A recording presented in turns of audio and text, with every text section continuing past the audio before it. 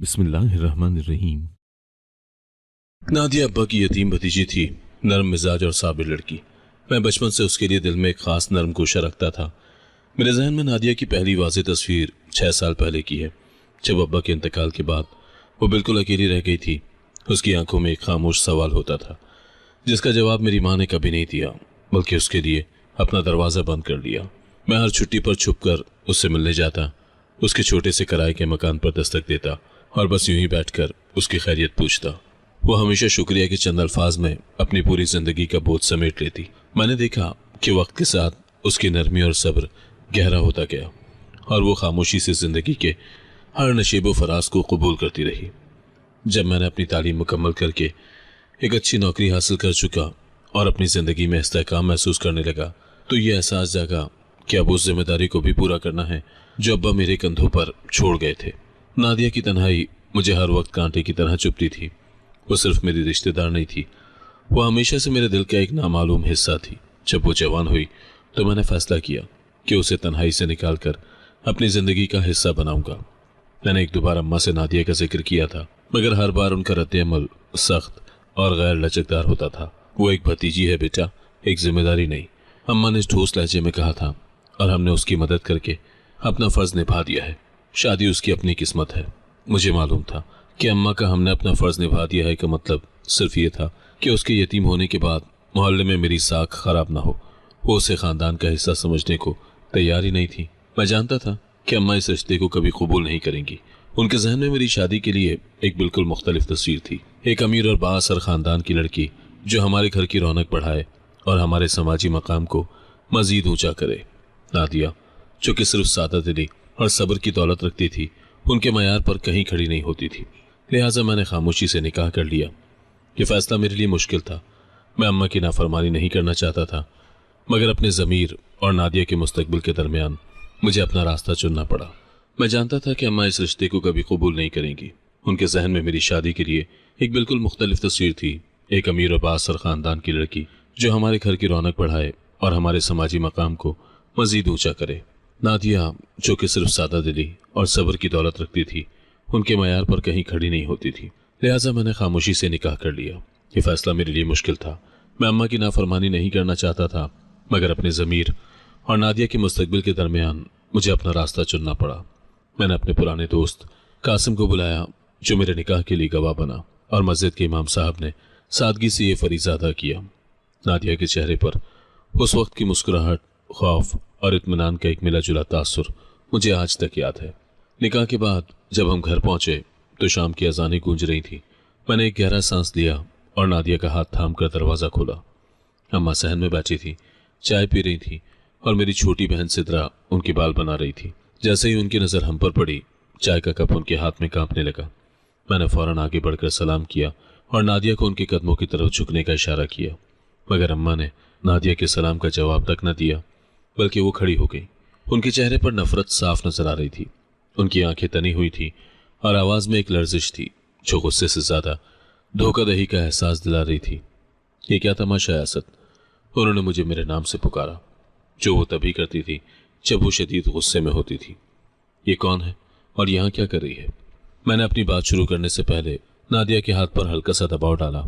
अम्मा, ये नादिया है और ये अब यहाँ रहेगी। क्या मतलब है तुम्हारा यहाँ रहेगी? उनकी आवाज़ की लर्जिश अब चीख में बदल गई। ये लड़की अब हमारे घर में नहीं रहेगी। मैंने तुम्हें इस लड़की के बारे में पहले ही बता दिया था। तुमने मेरा एतमाद का ये सिला दिया। मेरी बहनें हिना और सिदरा भी हैरत से हमें घूर रही थी। माहौल इस कदर कशीदा हो गया कि अगर कोई सुई भी गिरती तो आवाज़ सुनाई देती। अम्मा ने गुस्से से अपना हाथ हवा में लहराए। तुमने किसी को बताए बगैर, मुझसे पूछे बगैर इस यतीम लड़की से शादी कर ली? मैंने तुम्हें बड़े ख्वाब दिखाए थे असद। तुम्हारे बाप का नाम है मोहल्ले में, और तुमने? मैंने बात काट दी। मैं जानता था कि खामोश रहा तो अम्मा अपने अल्फाज से नादिया के टुकड़े टुकड़े कर देंगी। मैंने हाथ जोड़कर कहा, अम्मा, मुझे माफ़ कर दें, मगर ये अब मेरी इज्जत है, मेरी बीवी है। आप इसे धुतकारेंगी तो मेरा दिल दुखेगा। मैं आपका बेटा हूँ, मगर अब मैं इसका शौहर भी हूँ। मेरे अल्फाज में ऐसी मजबूती थी जो अम्मा ने शायद पहली बार देखी। मैंने उनके सामने झुककर अपनी टोपी उतार दी जो मैं निकाह के वक्त से पहने हुए था। मैंने कहा, मैं इसकी जिम्मेदारी लेता हूँ और मैं इसे किसी भी सूरत में इस घर से बाहर नहीं निकालूंगा। ये सुनकर अम्मा जैसे दीवार से टकरा कर वापस आई। उन्हें एहसास हो गया कि मेरा फैसला अटल है। वो कुछ देर तक गुस्से में कांपती रही, फिर जमीन पर बैठ गई। वो चिल्लाने के बजाय हवाइस्तगी से बोली, ठीक है, तुम अपनी जिंदगी बर्बाद करना चाहते हो तो करो, मगर ये याद रखना, ये लड़की इस घर में एक इजाफी बोझ होगी, मेरे दिल का सुकून नहीं बन पाएगी। आखिरकार अम्मा नरम पड़ गई, मगर उनकी आंखों में वही चुभन बाकी थी। वो एक ऐसी चुभन थी जो बज़ाहिर तो ठंडी हो चुकी थी, मगर उसके नीचे बदले और नापसंदीदगी की आग अभी सुलग रही थी। कुछ दिनों तक घर का माहौल बेहतर लगने लगा। मैंने एक शाम नादिया से पूछा, तुम्हें यहाँ कोई तकलीफ तो नहीं है? उसने पुरसुकून नजरों से मुझे देखा। जब आप साथ हो तो कैसी तकलीफ, बस मुझे अम्मी जी का दिल जीतना है, वो एक दिन जरूर मुझे कबूल कर लेंगी। उसकी ये बेलौस उम्मीद देखकर मैं मुतमईन हो गया। मुझे लगा कि वक्त गुजरने के साथ सब ठीक हो जाएगा, मगर मैं नहीं जानता था कि ये खामोशी तूफान से पहले की खामोशी है। मेरी बहनें हैरान थी कि अम्मा ने नादिया को फौरन कैसे कबूल कर लिया। नादिया के कदम घर में पड़ने के 3 दिन बाद बड़ी बहन हिना अपने ससुराल से आई। हिना की आंखों में हमेशा एक खास किस्म की चमक होती थी, जो दूसरों की जिंदगी के मसाइल में दिलचस्पी लेने पर चमकती थी। वो घर के दरवाजे पर खड़ी हैरत से सिद्रा से पूछ रही थी, क्या हुआ है, क्या अम्मी बीमार है? ये कैसे मुमकिन है कि नादिया घर में बर्तन धो रही हो और अम्मी ने उससे कोई बात नहीं कही? सिद्रा ने अम्मा की तरफ इशारा किया, जो उस वक्त नादिया को एक काम की हिदायत दे रही थी, मगर उनका लहजा गैर मुतवक्के तौर पर मामूल का था। मुझे भी हैरत है आपा, अम्मी को क्या हो गया है? वो तो उसे इस घर में 1 मिनट भी बर्दाश्त नहीं करती। हिना ने अम्मा के पास जाकर आहिस्ता से सरगोशी की, अम्मी, आपने नादिया को कबूल कर लिया? ये वही लड़की है जिसकी शक्ल भी आप नहीं देखना चाहती थी। अम्मा ने हाथ के इशारे से हिना को पास बुलाया और दोनों बैठक के पर्दे के पीछे हो गईं, जहां नादिया किचन के दरवाजे से सिर्फ चंद फुट के फासले पर खड़ी चाय के लिए दूध गर्म कर रही थी। नादिया ने उनकी सरगोशी सुनने की कोशिश नहीं की थी, मगर गर्म हो रहे दूध के शोर से ज्यादा उन दोनों की धीमी आवाजें किचन की खामोशी में गूंज रही थी। उनमें से बड़ी बहन ने तंजिया कहा, अम्मी को अकल आ गई है शायद, या शायद असद भाई ने कोई धमकी दे दी है कि अगर नादिया को निकाला तो वो खुद घर छोड़ देंगे। हिना की बात में साफ शक और बदगुमानी झलक रही थी। अम्मा ने हिना का हाथ थामा और एक मायने खेज मुस्कुराहट के साथ जवाब दिया। उनकी आंखों में एक ऐसी शैतानी चमक थी जो उनके आम गुस्से से ज्यादा खतरनाक थी। जब अगला मीठे से मर जाए तो जहर देने की जरूरत ही नहीं रहती। अम्मा ने बात मुकम्मल करने से पहले एक लम्हे का वक्फा लिया, जैसे वो चाहती थी कि इस जुमले की गहराई उनकी बेटियों को पूरी तरह महसूस हो। जब कोई तुम्हारे सामने तुम्हारी हर बात मान ले, तुम्हारी खिदमत करे और तुम्हारे गुस्से को ठंडा करने की हर मुमकिन कोशिश करे, तो उसकी तारीफ करके उसे अपने आप पर ज्यादा एतमाद दिला दो। वो खुद ही इस इंतजार में मर जाएगा कि तुम उससे प्यार करोगे, और वो मरते दम तक ये इंतजार नहीं छोड़ेगा, क्योंकि उसने तुम्हारी नफरत को भी अपनी मोहब्बत से कबूल किया है। यह आहिस्ता जलने वाली आग है बेटा, और ये ज्यादा तकलीफदेह है। ये जुमला नादिया ने दरवाजे के पीछे से सुन लिया। चाय का कप वो जो उठाने लगी थी, उसके हाथ में साकत हो गया। दूध किचन के चूल्हे पर उबल कर बह चुका था, मगर नादिया को उसकी तपिश महसूस नहीं हुई। उसका पूरा वजूद पत्थर बन चुका था। अम्मा के लफ्ज मीठे से मर जाए उसके कानों में गूंज रहे थे, जैसे किसी ने उसकी सबसे बड़ी उम्मीद को छुरा घोंप दिया हो। वो कुछ देर पत्थर बनी खड़ी रही। उसके आंसू एक गोली की तरह उसकी आंखों से निकलकर चूल्हे पर गिरे और फौरन ही भाप बनकर हवा में तहलील हो गए। नादिया ने अपने आंसू पहुंचकर किचन में सारा बहा हुआ दूध साफ किया और चुपचाप बाकी के कामों में लग गई। उसने अपनी आंखें और चेहरा बार बार ठंडे पानी से धोया ताकि मेरे सामने उसके दुख की कोई निशानी बाकी न रहे। शाम के खाने पर भी अम्मा का रवैया नादिया से बिल्कुल ठीक था। वो उसे बेटी कहकर मुखातिब कर रही थी और छोटे छोटे काम खुद करने के बजाय नादिया से कह रही थी। नादिया का दिल इस मुनाफिकत पर मजीद टूट रहा था। रात को मैंने देखा वो चुपचाप बर्तन धो रही थी। किचन में छत पर लगा हुआ बल्ब टिमटिमा रहा था और इस रोशनी में नादिया का चेहरा मामूल से ज्यादा पीला लग रहा था। मैं उसके पास गया, उसकी कमर पर अपना हाथ रखकर प्यार से पूछा, कुछ परेशान लग रही हो? तबीयत ठीक नहीं है? उसने चौंक कर मेरी तरफ देखा। उसकी आंखों में एक गहरा समंदर था जिसे वो छुपाने की कोशिश कर रही थी। उसने फौरन एक मजबूर मुस्कुराहट अपने चेहरे पर लाई और बोली, नहीं, बस नींद नहीं आ रही, सोचा जल्दी से बर्तन धोकर फारिग हो जाऊं। उसने अपना काम जारी रखा और मेरी तरफ दोबारा नहीं देखा। वो मुझसे बात नहीं कर रही थी, बल्कि वो खुद से अहद कर रही थी। मैं उसकी खामोशी ना समझ सका। मैंने सिर्फ यही समझा कि वो नई जिंदगी में एडजस्ट हो रही है, और यह आम बात है। नादिया ने अपनी तकलीफ को अपनी खामोशी के अंदर दफन किया और इस खामोशी का असर अगले चंद हफ्तों में घर के माहौल पर नजर आने लगा। नादिया ने अपनी सरगर्मियों में 2 गुना इजाफा कर दिया। वो अम्मा की खिदमत इस तरह करती जैसे वो एक गुनहगार हो जिसे अपनी गलती की माफ़ी मांगनी हो। वो सुबह 4 बजे उठ जाती ताकि अम्मा की हर छोटी बड़ी ज़रूरत पूरी हो सके। उसने ये तक नहीं देखा कि अम्मा ने किस तरह अपनी खिदमत का मयार बुलंद कर दिया था। नादिया ने 1-2 बार मेरे सामने बहनों के रवैये के बारे में भी इशारा करने की कोशिश की। एक दिन बड़ी बहन हिना ने नादिया को पुराने कपड़े धोने के दौरान कहा था, तुम खुशकिस्मत हो कि तुमने असद भाई को फंसाया, वरना तुम्हारे जैसी लड़की को तो हमारे घर की सीढ़ियां भी साफ करने को ना मिलती। नादिया ये जुमला सुनकर बहुत दिल बर्दाश्त हुई थी। कई दिन अंदर ही अंदर इस जुमले को हजम करने के बाद एक दिन नादिया ने बहुत हिम्मत जमा की। मैं शाम को अखबार पढ़ रहा था और नादिया मेरे लिए चाय लेकर आई। उसने हिचकिचाते हुए कहा, आपकी अम्मा और बहनें मुझसे नाराज़ रहती हैं। मैं कितनी भी खिदमत करूं खुश नहीं होती। ऐसा लगता है जैसे वो मुझे देखकर भी खुश नहीं हैं। नादिया का लहजा इंतहाई धीमा और मोहतात था। उसने इस बात को सिर्फ एक शिकवे के तौर पर नहीं बल्कि एक मासूम दरख्वास्त के तौर पर पेश किया था कि मैं इस रिश्ते को बेहतर बनाने में उसकी मदद करूं। मगर मेरी थकी हुई तबीयत और पहले से मौजूद बदगुमानी ने मेरा जहन बिल्कुल उलट दिया। मैं फौरन भड़क गया। मैंने तुमसे कहा था ना कि मेरी माँ और बहनों के खिलाफ एक लफ्ज़ भी बोला तो मैं बर्दाश्त नहीं करूँगा। मेरे हाथ से अखबार गिर गया। क्या तुम ये चाहती हो कि मैं तुम्हें घर लाने के बाद अपनी माँ और बहनों से भी दूर हो जाऊं? तुम किस किस्म की औरत हो? तुम सिर्फ शिकायतें लेकर आई हो। मेरे गुस्से की शिद्दत और अल्फाज की सख्ती ने नादिया को उस जगह पर ही जमा दिया। वो सहमी हुई चुप हो गई। उसकी आंखों में आंसू आ गए, मगर वो उन्हें पलकों की बाढ़ तोड़ने की इजाजत न दे सकी। उस दिन के बाद उसने कभी शिकवा नहीं किया। उसने अपनी पूरी अंदरूनी दुनिया को मेरे सामने बंद कर दिया। उसे एहसास हो गया था कि मेरे लिए मेरी माँ की बात और मेरा यकीन उसकी सच्चाई से ज्यादा अहम है। उसके खामोश होने के बाद कमरे में एक ऐसी खामोशी छा गई जो मेरी चीखों से ज्यादा शोर मचा रही थी। मैंने बाद में शर्मिंदगी महसूस की, मगर माफी मांगने की हिम्मत न हुई। लेकिन उसकी आंखों का सुकून जैसे कहीं खो गया था। वो हमेशा मुस्कुराती रहती थी। उसकी आंखों में एक उम्मीद की चमक थी जो बुझ चुकी थी। मैंने महसूस किया कि वो अक्सर खामोश रहने लगी है, काम करते हुए, खाते हुए या मेरे साथ बैठे हुए भी। उसका जहन कहीं और होता था। वो हमेशा एक गहरी सोच में डूबी रहती और जब मैं उसे पुकारता तो वो चौंक कर जवाब देती। मैं उसके इस रवैये को खुद से जोड़ने के बजाय गलत मायने देना शुरू कर दिए। मुझे लगा शायद वो सुस्त है और इस नई जिंदगी के बोझ को उठाने के लिए तैयार नहीं है। मैंने सोचा कि वो घर के कामों से थक जाती है या शायद वो आराम की आदी है। एक दिन मैंने नादिया से पूछा, ये तुम दिन भर थकी हुई क्यों लगती हो? मुझे लगता है तुम काम को दिल से नहीं करती। उसने सिर्फ इतना जवाब दिया, ऐसी बात नहीं है, मैं आपके घर को खुश रखने के लिए हर मुमकिन कोशिश कर रही हूँ। मगर हकीकत ये थी कि वो अंदर से टूट चुकी थी।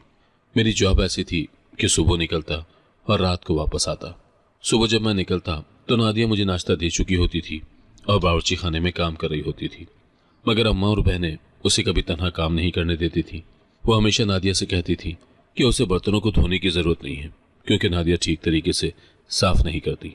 एक दिन अम्मा ने कहा, नादिया तुम जाकर कमरे में आराम करो, हम खुद ही ये बाकी के बर्तन धो लेंगे, तुम्हारी नाजुक उंगलियां टूट जाएंगी।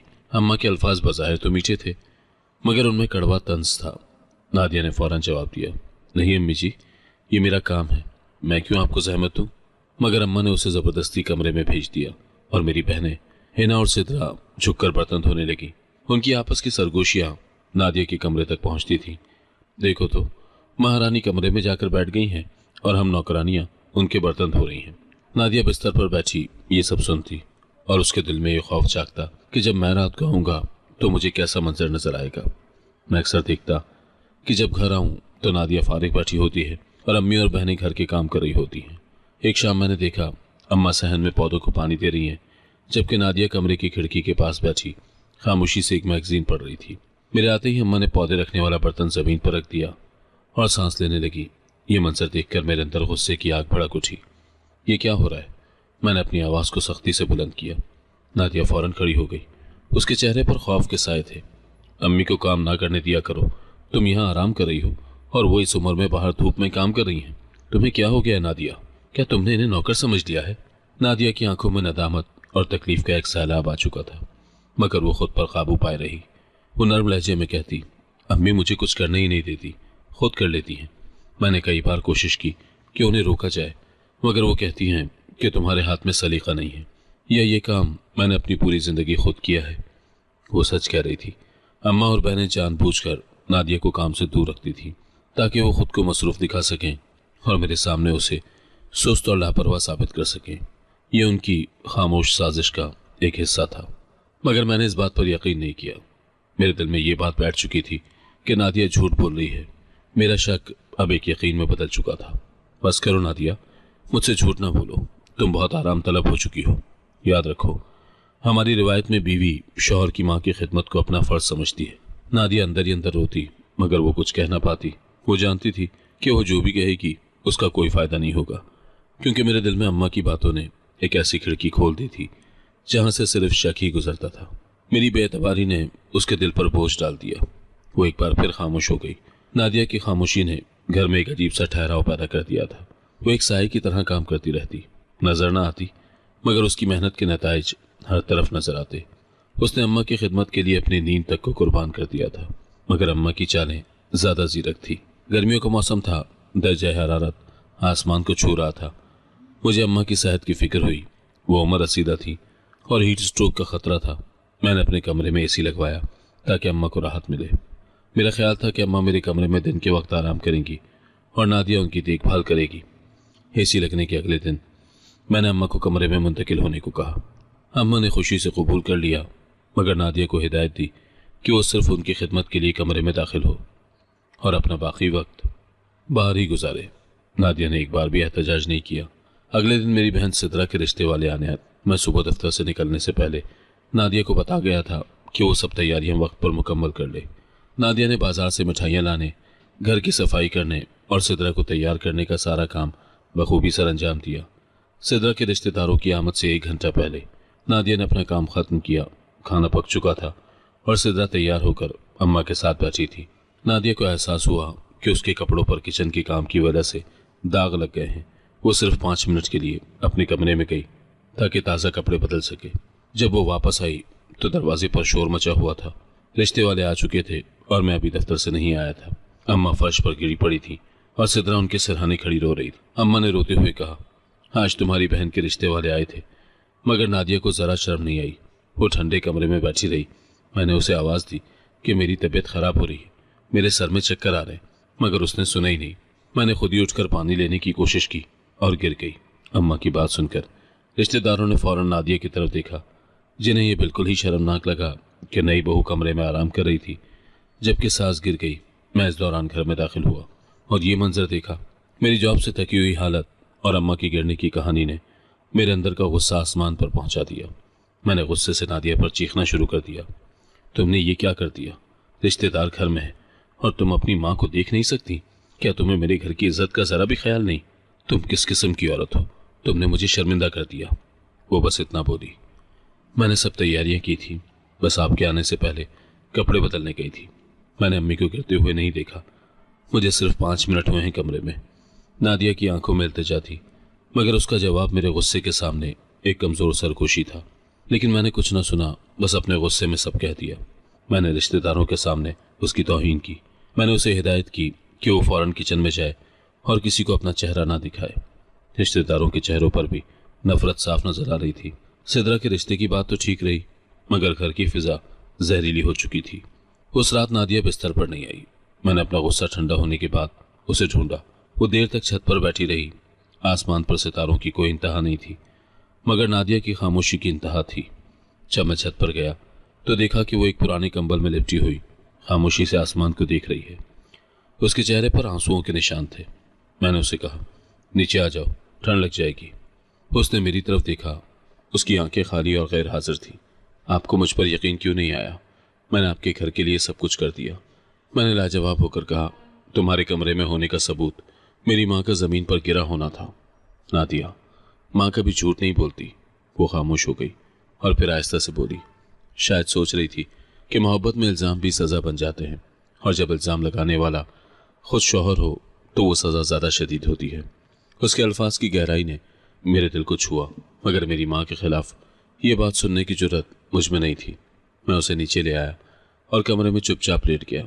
वो पूरी रात कमरे के कोने में बैठी रही और उस रात के बाद से नादिया ने फैसला किया कि वो मेरे सामने से हमेशा गुरेज करेगी। ताकि किसी नए इल्ज़ाम से बच सके। उसकी मोहब्बत अब खौफ में तब्दील हो चुकी थी। गुज़िश्ता रात का इल्ज़ाम और मेरी बेरहमी नादिया के लिए गहरा ज़ख्म छोड़ गई थी। उसने अगले हफ्ते में अपने आप को मुकम्मल तौर पर कामों में मगन कर लिया, मगर उसने कभी भी अम्मा के करीब रहकर काम नहीं किया। वो हमेशा एक दूरी बनाए रखती ताकि अम्मा को नया बहाना ना मिले। एक हफ्ते के बाद मैं अपने काम में मसरूफ़ था जब मुझे अम्मा की तरफ से एक परेशान कुन कॉल आई। उन्होंने रोते हुए कहा कि वो ठीक नहीं है और नादिया उनकी कोई मदद नहीं करी। मैंने अम्मा की आवाज़ में दुख और बेबसी महसूस की। मेरा दिल डूब गया। मैं फ़ौरन दफ्तर से छुट्टी लेकर शाम को घर पहुंचा। जब मैं शाम को आया तो दरवाजे पर मेरी छोटी बहन सिद्रा खड़ी थी, जिसका चेहरा आंसुओं से भीगा हुआ था।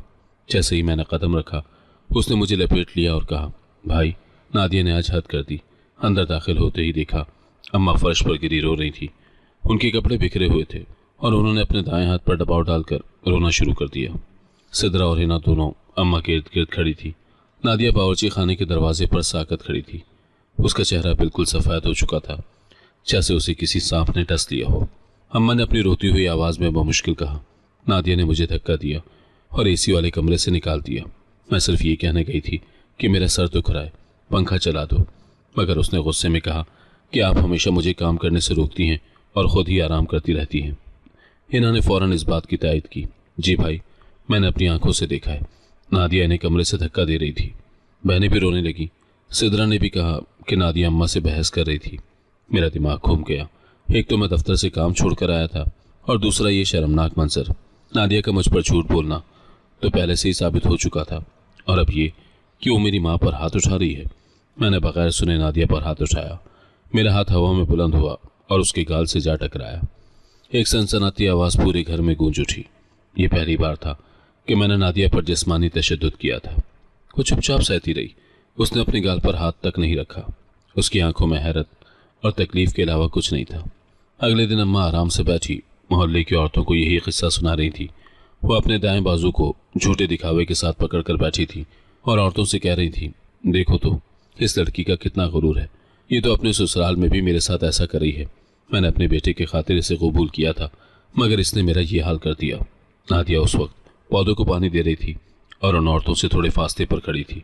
नादिया ने दूर खड़े ये सब सुना।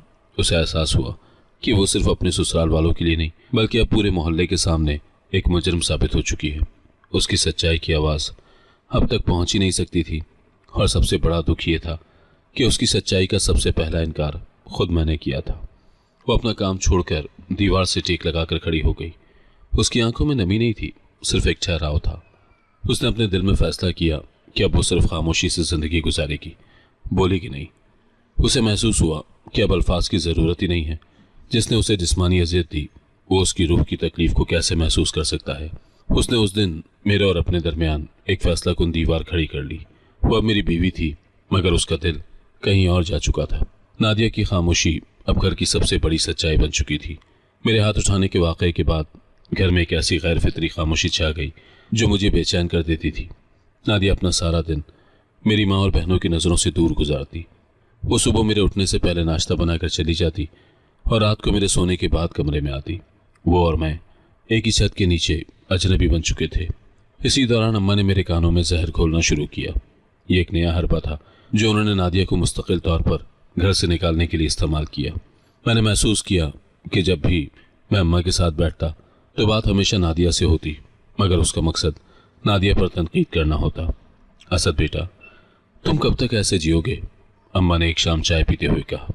तुम्हें अपनी नस्ल को आगे बढ़ाना है, तुम्हारे बाप का नाम है, और ये सब कौन करेगा? मैंने बेचैनी से पूछा। क्या मतलब है अम्मा? मतलब साफ है, मुझे लगता है कि नादिया बांझ है, वो तुम्हें औलाद नहीं देगी। तुम्हारी औलाद नहीं होगी। उन्होंने मेरी तरफ इस तरह देखा जैसे वो कोई राज बता रही हूँ। मैंने एक हकीम से बात की थी और उन्होंने कुछ इशारे दिए कि इस लड़की में कुछ कमी है। देखो बेटा, 2 साल हो गए हैं शादी को और कोई खुशखबरी नहीं है। ये बात मेरे लिए किसी बमशल से कम नहीं थी। औलाद की ख्वाहिश मेरे दिल में भी थी। अम्मा ने इस ख्वाहिश को इस्तेमाल करके मेरे जहन में शक डाल दिया। मैं सोच में पड़ गया।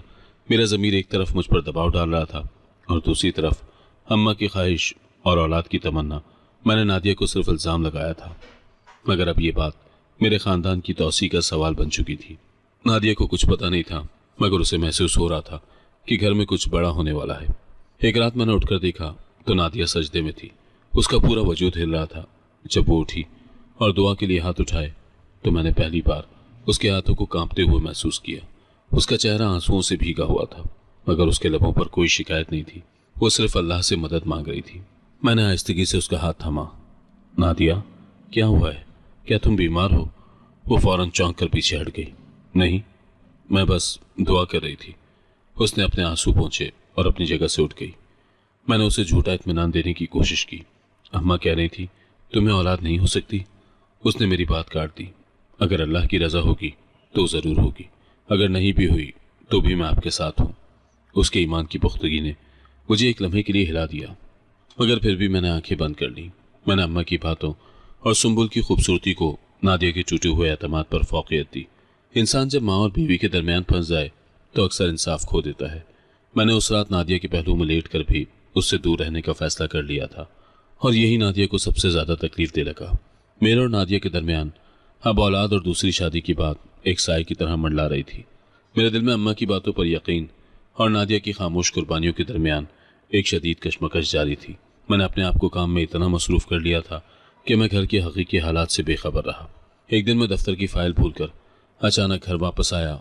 ये एक गैर मामूली दिन था और मैं दोपहर के वक्त घर में था।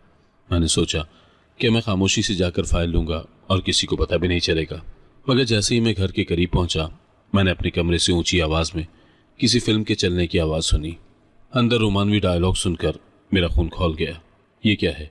क्या नादिया आराम कर रही है और मेरी माँ और बहनें काम कर रही हैं? मुझे लगा कि नादिया एसी वाले कमरे में बैठी फिल्म देख रही होगी।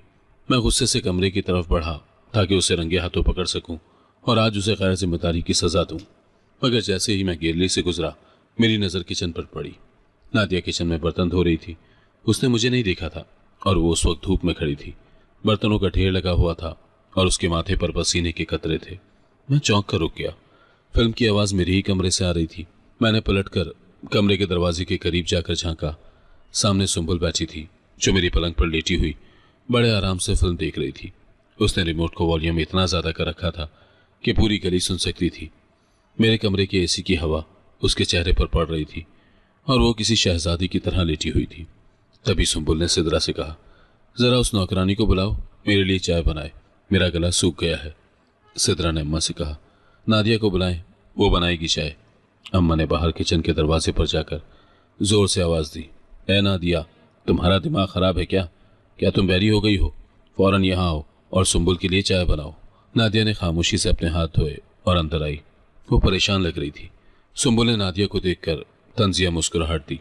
ओ महारानी, ओह महारानी को वक्त मिल गया, जाकर चाय बनाओ, और हाँ, इस बार मीठी बनाना, तुम्हारी तरह कड़वी नहीं।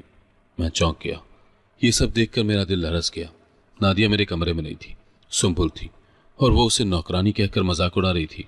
मुझे अपनी माँ और बहनों की चालाकी समझ में आ गई। वो जानबूझकर नादिया को काम में मसरूफ रखती थी और खुद आराम करती थी ताकि जब मैं आऊँ तो नादिया मुझे फारिग नजर आए। अभी मैं कुछ कहता, अम्मी कमरे में आई और नादिया पर चीखने लगी, अभी तक बर्तन धो रही है? मेरी बेटी और मैं तुम्हारे बर्तन साफ कर करके थक गए हैं। क्या कपड़े तुम्हारा बाप धोएगा? शर्म नहीं आती तुम्हें? नादिया ने चाय का कप सुंबुल को दिया और उसके आंसू बहने लगे। वो खामोश थी, मगर उसके जिस्म की हर हरकत उसकी तकलीफ बयान कर रही थी। मैं दरवाजे के पीछे से ये सब देखता रहा, खामोश। मेरे अंदर एक तूफान मच गया था। मेरी बीवी, जिस पर मैंने हाथ उठाया था, वो मेरी माँ और बहनों की साजिश का शिकार थी, और मैं, जो उसका शौहर था, अपनी ही माँ के झूठे इल्जामात पर यकीन करता रहा। मैं उस दिन दफ्तर की फाइल लिए बगैर ही घर से वापस चला गया। मैंने सारा दिन शहर की सड़कों पर कार चलाते हुए गुजारा।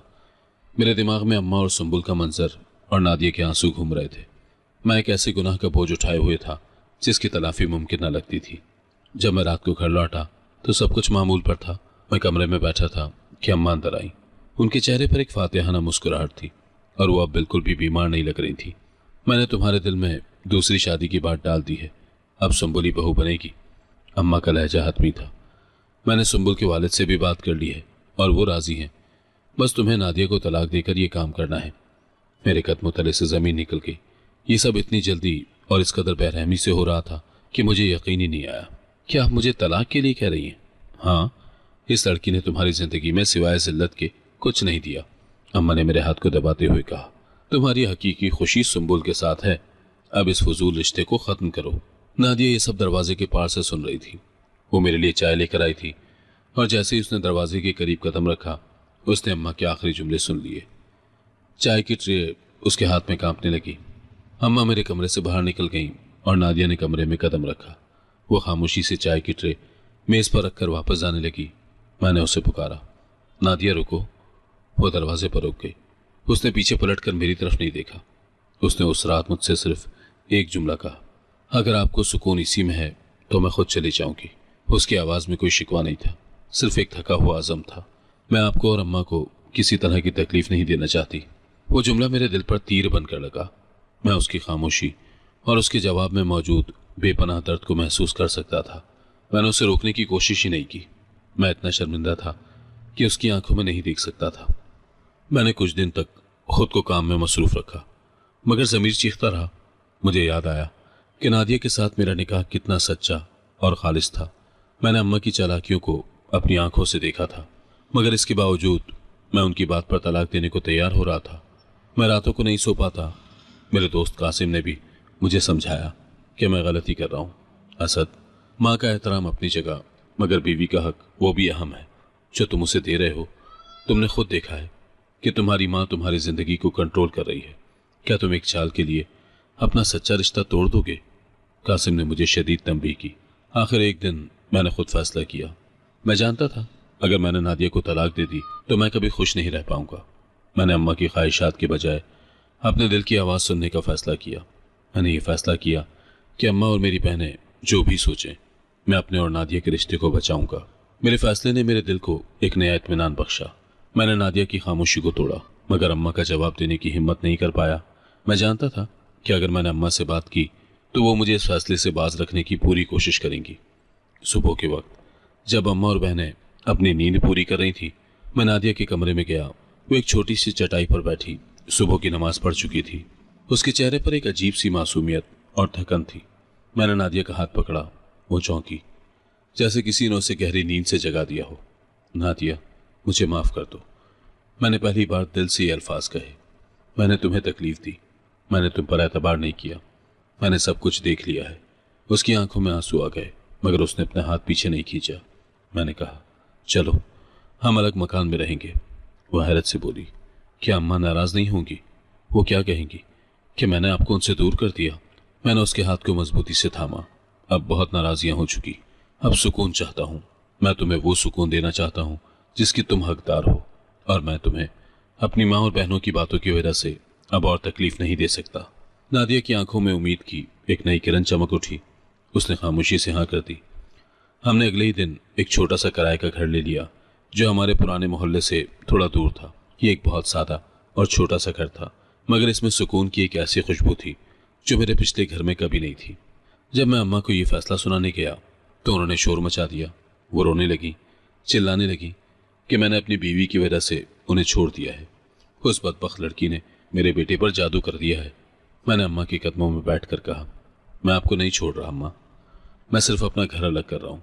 आपका बेटा हमेशा आपका रहेगा, मगर नादिया मेरी जिंदगी है। मेरे जाने के बाद अम्मा ने सुंबुल के वालिद से बात तोड़ दी और मेरे लिए रोती रही, मगर मैंने एक बार फिर पीछे मुड़कर नहीं देखा। नादिया ने उसे मोहब्बत से सजाया। उसने पर्दे लगाए, छोटे छोटे पौधे रखे और किचन को इतना साफ सुथरा बना दिया कि वहाँ काम करना भी खुशी देता था। पहले ही दिन शाम को जब मैं काम से वापस आया और दरवाज़ा खोला तो नादिया दरवाजे पर मेरा इस्तकबाल कर रही थी। उसके चेहरे पर पहली बार एक हकीकी मुस्कुराहट थी, एक ऐसी मुस्कुराहट जो किसी खौफ या मजबूरी के बगैर थी। उसने मुझे गले लगाया और उस लम्हे मुझे लगा कि मैं वाकई घर आया हूँ। उसकी तरफ से बनाए गए गर्म खाने की खुशबू और उसके चेहरे की रोशनी ने मुझे एक नया एतमाद दिया। पहली बार जिंदगी में सुकून महसूस हुआ। हमारे छोटे से घर में नादिया और मैंने एक नई जिंदगी का आगाज किया, जहाँ सिर्फ मोहब्बत, एहतराम और एतमाद था, न कि नफरत और इल्जामात। हमारा छोटा सा नया घर मोहब्बत और सुकून से भरपूर था, मगर उस सुकून की कीमत मुझे मोहल्ले वालों की बातों और मेरी माँ की नाराज़गी की शक्ल में अदा करनी पड़ रही थी। अम्मा ने फ़ौरन ही हमारे खिलाफ मोहल्ले में एक मुहिम शुरू कर दी। सुबह में काम पर निकलता तो पड़ोसियों के चेहरे पर तंजिया मुस्कुराहटें देखता। मोहल्ले वालों ने बातें बनाना शुरू कर दी। बीवी के जादू में आया हुआ है, माँ को छोड़ दिया, हर तरफ यही अल्फाज गूंजने लगे। कुछ लोग मुझे रोक कर कहते, असद, तुमने अपनी माँ का दिल दुखाया है, ये अच्छा नहीं है। अम्मा ने सबको बता दिया था कि नादिया एक शातिर और जादूगरनी लड़की है जिसने बेटे को माँ से दूर कर दिया। अम्मी और बहनों ने भी यही बात फैला दी। हिना और सिद्रा ने भी अपने ससुराल में और मोहल्ले वालों में यही शोर मचा दिया कि उनके भाई ने एक यतीम लड़की की वजह से माँ को तन्हा छोड़ दिया। एक दिन मेरी बड़ी खाला आई और उन्होंने मुझे खूब लताड़ा। असद, तुम अपनी माँ का इकलौता सहारा हो और तुमने नादिया की बातों में आकर अपनी माँ को धुतकार दिया, तुम्हें शर्म नहीं आती? मैंने कान बंद कर लिए। मैंने उन सब की बातों पर तवज्जो देना ही छोड़ दी। मैंने नादिया की तरफ देखा।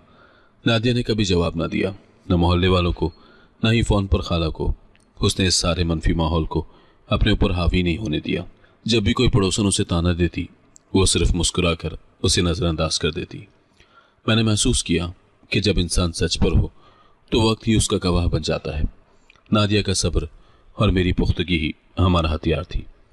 हमने 3 महीने इसी तरह मोहल्ले वालों की तानाजनी में गुजार दिए। नादिया ने अपने रवैये से लोगों को यह एहसास दिलाया कि वो असद को उसकी माँ से दूर नहीं कर रही, बल्कि वो सिर्फ अपनी ज़िंदगी गुजार रही है। लोग आहिस्ता आहिस्ता उसके अखलाक और सब्र की तारीफ करने लगे। उनके मनफी तबसरे कम होते गए, मगर अम्मा और बहनों की नफरत वही रही। यह वक्त मेरे लिए मुश्किल था, मगर नादिया की गैर मशरूत मोहब्बत ने मुझे एक नई ताकत दी। वो हमेशा कहती, जब आपका ज़मीर साफ हो तो आपको किसी बात से फ़र्क नहीं पड़ना चाहिए। वक्त गुजरता गया। 6 माह के बाद हमारी ज़िंदगी में एक नया मोड़ आया जब नादिया के हमला होने की खबर मिली।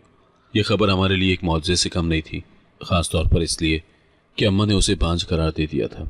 ये खबर सुनकर मैंने अम्मा को फ़ोन किया, मगर उन्होंने मेरी बात काटने के बाद सिर्फ इतना कहा, ये तुम्हारे लिए ऐश की बात हो सकती है, मेरे लिए नहीं। वो अभी भी नाराज़ थी। इस दौरान बहनों की शादियां हो गईं। अम्मा ने मेरी गैर मौजूदगी में और बगैर किसी इत्तला के दोनों बहनों की शादियां तय कर दी। वो मुतमईन थी कि बेटियां अपने घर खुश रहेंगी। अम्मा को यकीन था कि वो अपनी बेटियों के लिए एक अच्छी किस्मत लिख रही हैं। वो अक्सर नादिया पर तंज करती थी कि उसके साथ रहने से मेरा मुस्तकबिल अच्छा नहीं हो सकता, मगर बेटियों की ज़िंदगी हमेशा अच्छी रहेगी। मगर तकदीर ने उल्टा बाब लिखा। शादियों के चंद महीने के बाद मुझे एक खबर मिली जो मेरे लिए भी एक शदीद झटका थी। मेरी बहन हिना को उसके शौहर ने तलाक दे दी। मामला बहुत मामूली था, मगर उसका शौहर इंतहाई गुस्से वाला था। चंद ही महीने बाद दूसरी बहन सिद्रा के शौहर ने सौकन ला बिठाई। सिद्रा को शदीद जहनी अजियत पहुंची और वो घर छोड़कर अम्मा के पास वापस आ गई। अम्मा टूट गई। उनका गुरूर, उनकी सारी प्लानिंग, सब कुछ तबाह हो गया। जिन बेटियों के मुस्तकबिल को वो महफूज समझती थी, उनकी जिंदगियां बिखर चुकी थी। वो रोती हुई हमारे दरवाजे पर आई। मैंने दरवाज़ा खोला और अम्मा को देखा। वो बहुत कमज़ोर और थकी हुई लग रही थी। उनके कपड़े बिखरे हुए थे और उनकी आंखों में बहुत ज़्यादा दुख था। वो सिर्फ इतना कह सकी, असद, मेरी बेटियां बर्बाद हो गईं। मैं खामोश रहा। मेरे दिल में कोई गुस्सा नहीं था, सिर्फ एक शदीद दुख था। मैंने सोचा कि अल्लाह ने हमें हमारे अमाल का बदला दे दिया है। मगर नादिया फ़ौरन आगे बढ़ी। उसने अम्मा को मेरे हाथ से पहले थामा। अम्मा ने नादिया का हाथ झटकने की कोशिश की, मगर नादिया ने मजबूती से उनका हाथ थामा और उन्हें सोफे पर बिठाया। नादिया ने कहा, अम्मी जी, सब ठीक हो जाएगा, आप परेशान ना हो। उसकी आवाज़ में कोई तंज, कोई इंतकाम नहीं था, सिर्फ एक खालिस मोहब्बत और हमदर्दी थी। नादिया की हमदर्दी और अपनायत देखकर अम्मा का दिल पसीज गया। उन्हें लगा जैसे उनकी बेटियों को जिस अजियत से गुजरना पड़ा, वो उसी औरत के पास पनाह लेने आई हैं जिसे उन्होंने ज़िंदगी भर जलील किया। अम्मा ने रोते हुए नादिया का हाथ पकड़ा और कहा, हमने तुम पर बहुत जुल्म किया नादिया, बहुत जुल्म, मुझे माफ़ कर दो। उनके आंसू रुक नहीं रहे थे। शायद इसी की सज़ा हमारी बेटियों को मिली है। अल्लाह ने मेरे गुनाहों का बदला मेरी बेटियों को दिया है। नादिया ने हाथ पकड़कर उन्हें उठाया और कहा, जो हो गया उसे भूल जाएं। आपकी बेटियों को आपकी ज़रूरत है, आप यहाँ रहें और उनको संभालें। वो मेरी तरफ मुड़ी और मुझे इशारा किया कि अम्मा के लिए चाय बनाऊं। मैं ये मंजर देखकर सोचता रहा कि मैंने नादिया पर कितना जुल्म किया था और आज वो कितनी बड़े दिल की है। अम्मा जो हर वक्त नादिया से नफरत करती थी, वो आज उसके कंधे पर सर रख कर रो रही थी। नादिया ने कहा, मैं आपकी बेटी ही तो हूँ। अम्मा फूट फूट कर रो पड़ी। वो अपने बेटे के सामने अपनी गलती का एतराफ़ कर रही थी। तुम इतनी अच्छी क्यों हो नादिया? मैंने तुम्हें नौकरानी समझा, मैंने तुम्हें घर से निकालने की साजिशें की और तुम आज मेरी टूटी हुई बेटियों को संभालने के लिए तैयार हो। नादिया ने उनकी बातों का कोई जवाब नहीं दिया। नादिया के चेहरे पर सुकून था, जैसे उसने सब गुनाहों को माफ कर दिया हो। उसने अपने अमल से साबित कर दिया कि वो किसी भी शिकवे या इल्जाम से बहुत ज्यादा बेहतर थी। अम्मा अब हमारे साथ रहने लगी। वो दोनों बहनों को लेकर हमारे छोटे से घर में आ गई। नादिया ने उनकी हर जरूरत का ख्याल रखा। उसने अम्मा के कमरे को साफ किया, उन्हें आरामदेह महसूस करवाया और उनकी पसंद का खाना बनाया। अम्मा की तबीयत ज्यादा खराब रहने लगी थी और नादिया ने उन्हें एक नर्स की तरह संभाला। बहनें आहिस्ता आहिस्ता अपनी गलतियां मानने लगी। नादिया ने अपने सब्र, मोहब्बत और बेलौस खिदमत से न सिर्फ मेरे खानदान के बिखरे हुए टुकड़ों को जोड़ा, बल्कि मेरी माँ और बहनों का दिल भी हमेशा के लिए जीत लिया। मैंने अपनी माँ को नादिया से पहली बार मोहब्बत का इजहार करते हुए देखा। मेरी माँ ने उसके हाथ पर बोसा दिया और कहा, तुमने मुझे एक ऐसी बेटी दी जो मेरी अपनी बेटियां भी न बन सकी। और यही नादिया की असल फतह थी, एक ऐसी फतह जिसमें कोई हारने वाला नहीं था, सिर्फ टूटे हुए रिश्ते जुड़े थे। अगर आपको आज की कहानी पसंद आई है तो वीडियो को जरूर लाइक कीजिएगा और अपने दोस्तों के साथ भी शेयर कीजिएगा। और हां, अगर आपने अभी तक हमारा चैनल सब्सक्राइब नहीं किया तो जरूर सब्सक्राइब करें। मिलते हैं कल एक नई और दिलचस्प कहानी के साथ। अल्लाह हाफिज।